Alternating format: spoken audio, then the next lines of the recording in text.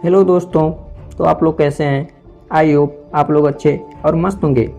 डर का एहसास मैं सुनाने जा रहा हूँ एक्टिव भारद्वाज के साथ। और अगर आप अपने दोस्त के साथ हैं तो आप एकांत में चले जाइए, और अगर आप अपने रूम में हैं तो अपने रूम की लाइट ऑफ कर लीजिए और अपने कान में एयरफोन्स लगा लीजिए। तो चलिए बिना देरी के शुरू करते हैं आज के सच्ची घटना पर आधारित हॉरर स्टोरी। और हाँ, अगर यह स्टोरी आप लोग पूरा सुनते हैं तो मुझे उम्मीद है, मुझे विश्वास है कि आपके पैरों तले जमीन खिसक जाएगी और यह स्टोरी आपको बेहद पसंद आएगी। तो चलिए बिना देरी के और बिना ढोंग ढकोसला के शुरू करते हैं आज की यह भूतिया स्टोरी। एक गरीब परिवार अपना गांव छोड़कर शहर में रोजगार और बच्चों की पढ़ाई के लिए शहर में आया था। रोजगार और बच्चों की पढ़ाई अच्छी चल रही थी। अभी वह पूरा परिवार एक किराए के मकान में रहता था। काफ़ी समय बीतने के बाद उस परिवार ने घर लेने का फैसला किया। कुछ उनका अपनी मेहनत का कमाया हुआ और कुछ गांव की ज़मीन थी। ज़मीन को बेचकर इतना रुपया इकट्ठा हो गया था कि रामपाल सिंह ने खुद का एक घर बना लिया। पूजा पाठ करने के बाद रामपाल ने नए घर में प्रवेश किया। घर में रामपाल परिवार के साथ खुशी खुशी रहने लगे। सब कुछ अच्छा चल रहा था। एक दिन सभी घर पर थे, तभी रामपाल के बच्चे ने देखा कि फर्श पर कुछ दिख रहा है। बच्चे डर गए और डर से चीखने चिल्लाने लगे। बच्चों की चीख सुनकर बच्चों के माता पिता कमरे से बाहर आ गए। तब तक फर्श में कुछ डरावने चेहरे दिखने लगे थे। ये सब देखकर पूरा परिवार डर गया। फर्श में डरावने चेहरे उभरता देख रामपाल अपने परिवार को लेकर घर से बाहर निकल गए। रामपाल ने आसपास रह रहे लोगों को सारी बात बताई। पड़ोसियों में से एक बुजुर्ग बोला, अपने घर में प्रवेश करने से पहले पूजा पाठ हवन आदि कराया था या नहीं? रामपाल ने बताया कि जी हाँ, मैंने प्रवेश के द्वारा अपने घर का पूजा पाठ सब कुछ करवाया था। तब उस बुजुर्ग ने रामपाल को सलाह दी कि आप एक बार फिर से अपने घर में पूजा करवा लो। हो सकता है कि पहले की गई पूजा में शायद कोई कमी रह गई हो, जिसकी वजह से ये सब हो रहा है। रामपाल ने बुजुर्ग की बात मानकर एक बार फिर से अपने घर में हवन यज्ञ आदि करवाकर रहने लगे। पूजा होने के बाद सब कुछ शांत हो गया। रामपाल को लगा कि बुजुर्ग ने ठीक कहा था।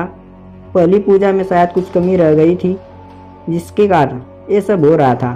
अब सब कुछ ठीक चल रहा था। अब सभी निश्चिंत होकर रहने लगे। कुछ दिनों तक तो सब कुछ ठीक चलता रहा, लेकिन एक दिन एक रात को दोनों बच्चों अपने अपने कमरे में सो रहे थे। रामपाल और उनकी पत्नी अभी तक जाग रहे थे। तभी अचानक उनकी नज़र फर्श में हो रही हलचल पर पड़ी। उन दोनों ने देखा कि फर्श में फिर से कुछ आकृतियां उभरती आ रही हैं। ध्यान से देखा तो दोनों पति पत्नी को पहले की तरह फर्श में डरावने चेहरे दिखाई दे रहे थे। इतने डरावने और बड़े बड़े होते जा रहे थे कि कोई भी उन्हें देखकर डर के मारे बेहोश हो जाए। देखते ही देखते वह चेहरे खौफनाक हंसी हंसते हुए फर्श से बाहर आने लगे। उनका आकार बहुत बड़ा था।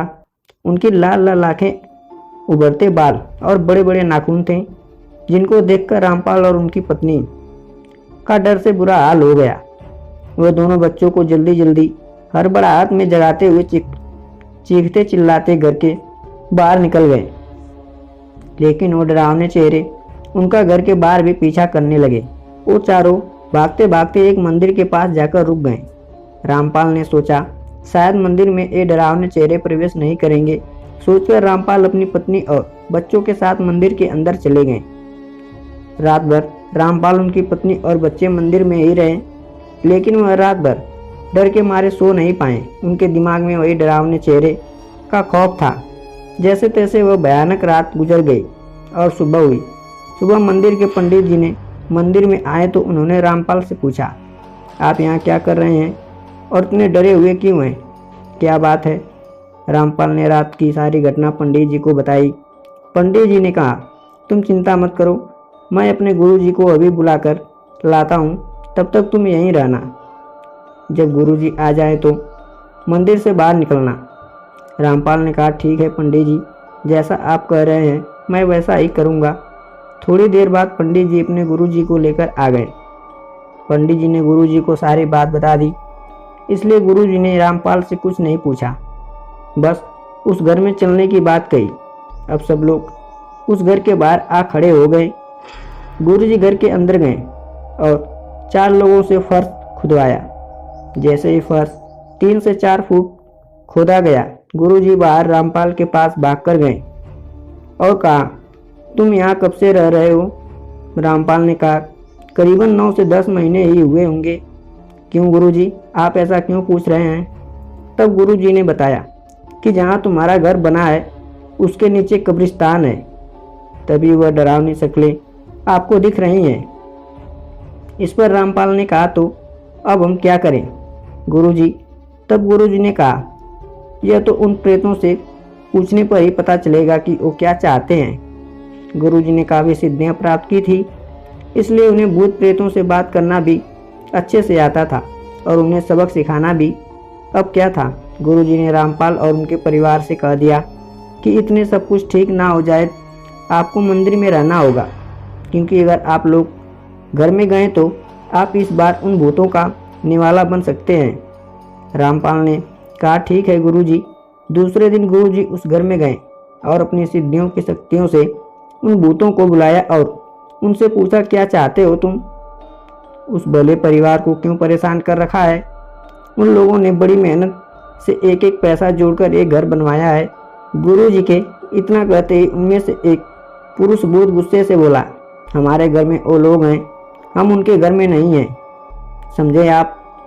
अब तुम भी यहाँ से चले जाओ, वरना तुम्हारा क्या हाल होगा ये तुम सोच भी नहीं सकते।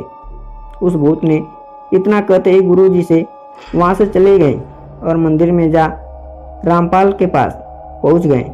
गुरुजी ने रामपाल से कहा, आप उस घर को छोड़ दो, किसी और घर में रहने के लिए चले जाएं। रामपाल ने गुरुजी को बीच में टोकते हुए कहा, आप ऐसा क्यों कह रहे हैं? गुरुजी, हम कहाँ जाएंगे? बड़ी मुश्किल से हमने वह घर बनवाया है, ऐसे कैसे छोड़ दें? गुरुजी ने कहा, बात आपकी भी ठीक है और बात उन भूतों की भी गलत नहीं। वहाँ कब्रिस्तान है, यानी प्रेतों का घर। अब कोई आपको आपके घर से निकालेगा तो आपको कैसा लगेगा? इतना सुनकर रामपाल निराश होकर अपने गांव चले गए। अब वह खंडहर बन चुका है। डरावनी आवाज़ें और खौफनाक हंसी से रात के सन्नाटे भी शोर मचाते हैं। तो दोस्तों, यह कहानी आपको कैसी लगी? अगर यह कहानी आपको पसंद आई हो तो वीडियो को लाइक, चैनल को सब्सक्राइब करें। और यह कहानी आज यहीं पर समाप्त करते हैं और मिलते हैं एक नई कहानी के साथ नेक्स्ट वीडियो में। तब तक के लिए आप सभी का धन्यवाद।